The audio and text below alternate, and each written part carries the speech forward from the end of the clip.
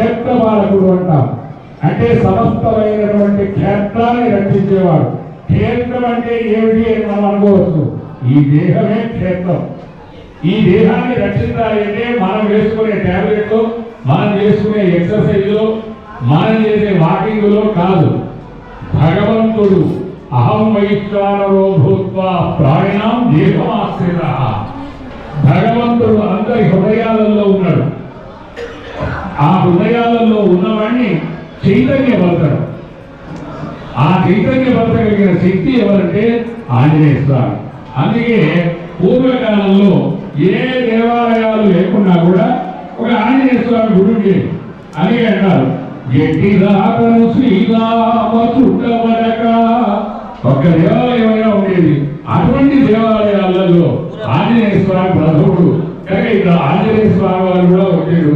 అంతేకాదు ప్రతి సంవత్సరం చైత్ర మాసంలో శుద్ధమందు నవమి నాడు సాక్షాత్తు రామాడు అలాంటి మహారాముడు అయినటువంటి వాడు ధర్మకృష్ణ గుణకృష్ణ సత్యవాక్యులు గుణవత కౌసూయ సామర్థంలోకి ఓ బస్సు సామర్థంలోకి గుణవాన్ కష్టమైన ధర్మజ్ఞుడైన వాడు, గుణజ్ఞుడైన వాడు, సత్యవాక్య ప్రకారు, విశ్వవాక్య ప్రకారు, గోదనరాముడు, కళ్యాణరాముడు, పట్టాభిరాముడు, సీతారాముడు, శ్రీరాముడు, ఆ మహనీయుడి చక్కని కళ్యాణ మహోత్సవం జరుగుతుంది. అందుకే ఆయన నాటి వాడు శ్రీరామ రామ రామేతి రమే రామే మనోరమే సహస్రనామ తత్తుల్యం రామనామ వరానే.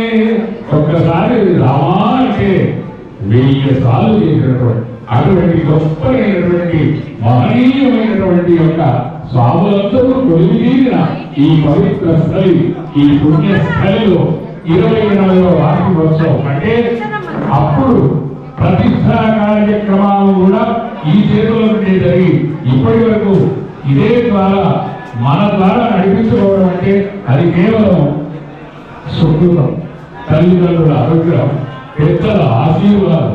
అందుకే అంటాడు పురాణాముడు అన్నాడు. కానీ అట్లా ఏమి చేయాలన్నా కూడా ఒక భగవంతుడి యొక్క పూర్ణ అనుగ్రహం లేకుండా ఏమీ చేయలేవు. అటువంటి గొప్పగా ఇంత చక్కటి ఒక అన్నదానం అంటే అన్నిటికంటే గొప్ప ఏమిటంటే అన్నదానం ఒక ప్రాణదానం అని చెప్పారు. అంటే బాగా ఆకలిస్తున్నప్పుడు దాని యొక్క విలువ తెలుస్తుంది. ఆ ఆకలినటువంటి సమయంలో ఒక్కసారి పట్టెడు అన్నం తెచ్చి ఇలా ముందుకు ఇచ్చినట్టే అది అఖండమైనటువంటి ఆనందాన్ని, ఆ అన్నదానం మీద ప్రేమ కలిగిన వాడు సాయినాథుడు. కనుక ఆ అన్నదాన ప్రియుడు అయ్యప్ప స్వామి, అన్నదాన ప్రియుడు ఈశ్వరుడు. ఆయనకు పరిచయం లేదమ్మా. నిత్యానందగరి వరా భయకరి సౌందర్య రత్నాకరి నిర్భూతాఖిల ఘోర పావనకరి ప్రత్యక్షమాహేర్తరి భిక్షాందే కృపావలంబనకరి మాతా అన్నపూర్ణేశ్వరి. ఆ అన్నపూర్ణేశ్వరి మనకు దివ్యంగా ఇస్తేనే మనం దిగగలుగుతాం. అప్పుడప్పుడు మీరు చూడండి, ఒక్కొక్కసారి మన గొంతులు చిన్నగా మంచినీళ్ళు కూడా ఇక్కడే ఆగుతాయి. ఇక్కడ ఆగి ఎందుకు ఆగిందో అర్థం కాదు. అంటే ఈ లోపలికి పోయి జీర్ణం కావాలి అంటే అమ్మ యొక్క శక్తి ఉండాలి. దాన్నే మనం ఇంగ్లీష్లో వీళ్ళ భాషలో వైద్య భాషలో ఎంజైమ్స్ ఇస్తాడు. మేము అక్కడికి చాలితేను ఒక గడుగుతాం. అంటే దీని వెనక ఒక లాలించగలిగిన యాదేవి సర్వభూతేషు క్షుధారూపేణ సంస్థిత నమస్తస్యై నమస్తస్యై నమస్తస్యై నమో నమః సప్తశతిలో చెప్తాడు. యాదేవి సర్వభూతేషు రక్షణ. కనుక ఇంత గొప్పగా ఉన్నటువంటి ఈ దైవత్వం కలిగిన ఈ క్షేత్రం, ఈ పవిత్ర స్థల, ఈ 3 రోజులు కూడా ఎల్లుండి వసంత పంచమి, మదన పంచమి, శ్రీ పంచమి అని కూడా పిలుస్తారు. అంటే ప్రతి వ్యక్తికి 3 లక్షణాలు ఉంటాయి. ఒకటి దేహం.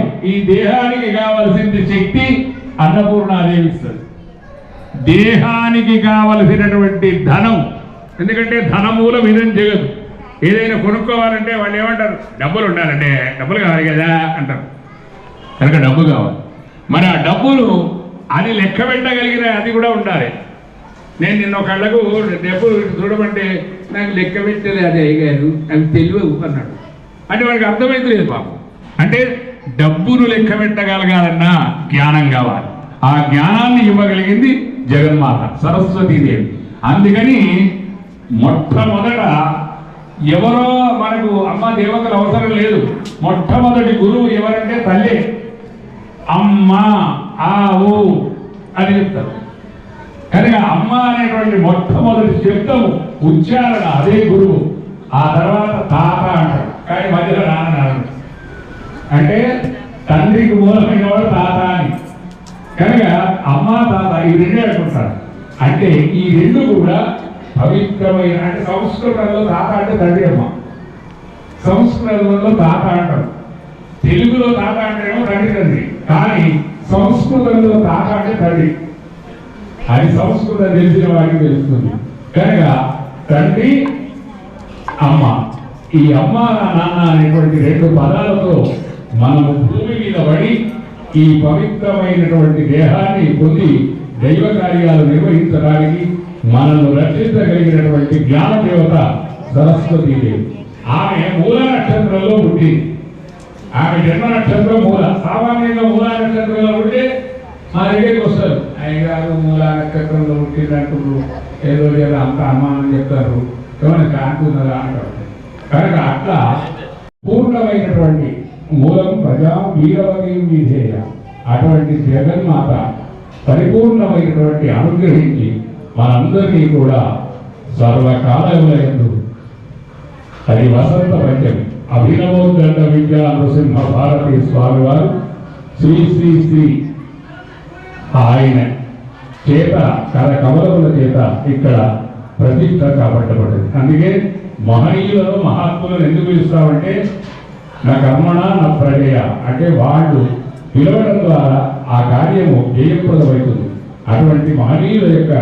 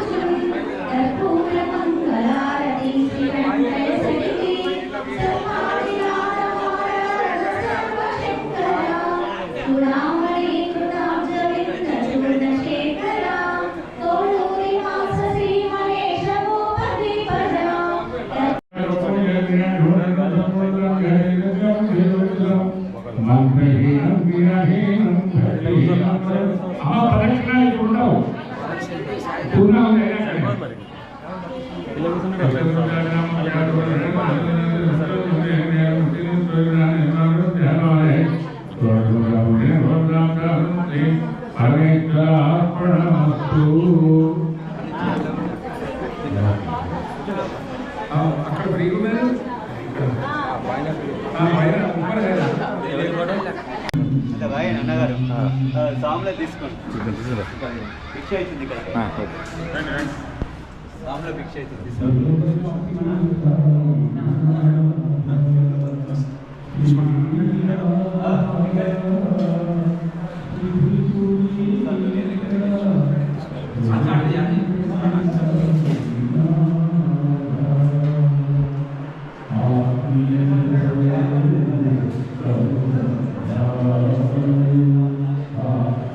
సాంబార్ వేయమంటారా సాంబార్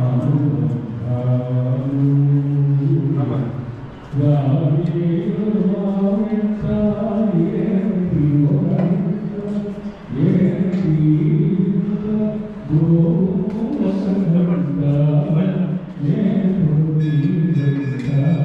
సాంబార్ సాంబార్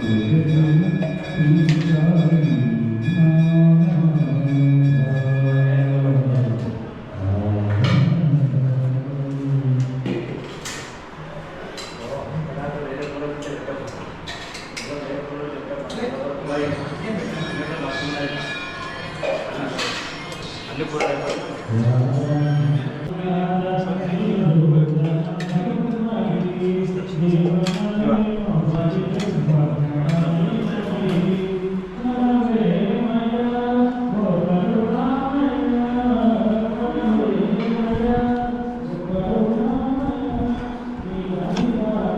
గోపాడు రాగానే అంతేనా నేను రావాలి సాయిరామ్ వస్తావా తప్పదు ఇంకేం నేను తిప్పుతాను సాయిబాబులే పాట నేను సాయిబాబా పాట పాడతావా పాడు